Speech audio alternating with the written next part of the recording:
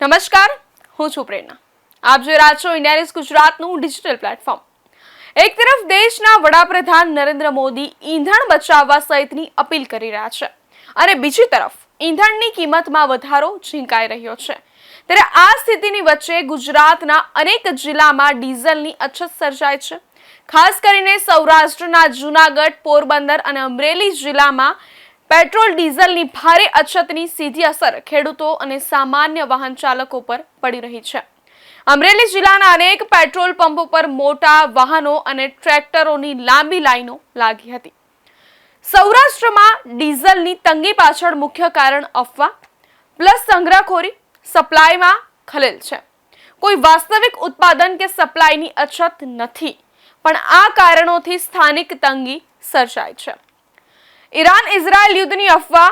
મે 2026માં Iran Israel વચ્ચે યુદ્ધ ફાટી નીકળતા સોશિયલ મીડિયા પર ડીઝલ, પેટ્રોલ ખૂટી જશે એવી અફવા ફેલાઈ. આના કારણે ખેડૂતો અને વાહન ચાલકો ડરીને બેરલ, કેરબા લઈને પેટ્રોલ પંપ પર ઉમટી પડ્યા. અમરેલી, જૂનાગઢ, ગીર સોમનાથ, રાજકોટમાં 2-3 દિવસમાં ડીઝલનું વેચાણ 2-3 ગણું વધી ગયું. સંગ્રહખોરી અને પેનિક બાઇંગ. ખેડૂતોને ટ્રેક્ટર, મશીનરી, કુવાઓના એન્જિન માટે ડીઝલ જોઈતું હોય છે. ભાવ વધશે કે અછત થશે એવી બીકે ખેડૂતો મોટા પ્રમાણમાં ડીઝલનો સંગ્રહ કરવા લાગ્યા. આના કારણે પંપ પર લાંબી કતારો લાગી અને થોડા જ કલાકોમાં સ્ટોક ખૂટી ગયો. ખાનગી પંપોનું વેચાણ બંધ કરવું. ખાનગી કંપનીઓના અનેક પંપોએ ડીઝલનું વેચાણ બંધ કરી દીધું. આખો બોજ જાહેર ક્ષેત્રની ઓઇલ કંપનીઓના પંપ પર આવી ગયો. ઓઇલ કંપનીઓ પણ પંપોને માત્ર સરેરાશ વેચાણના 10% વધારાનો જથ્થો આપી રહી છે, એટલે ઝડપથી સ્ટોક ખૂટી જાય છે.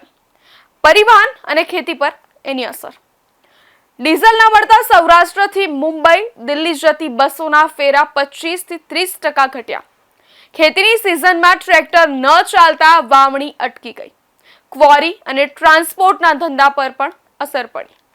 આ સમગ્ર મામલે સરકારનું શું કહેવું છે?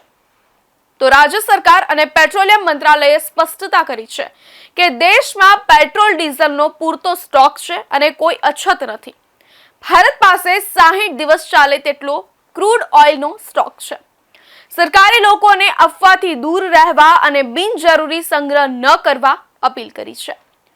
સૌરાષ્ટ્રમાં ડીઝલની તંગી વાસ્તવિક સપ્લાયની અછતને કારણે નથી, પણ યુદ્ધની અફવા, ગભરાટમાં સંગ્રહખોરી અને ખાનગી પંપોનું વેચાણ બંધ કરવાના કારણે સ્થાનિક સ્તરે મુશ્કેલી સર્જાય છે.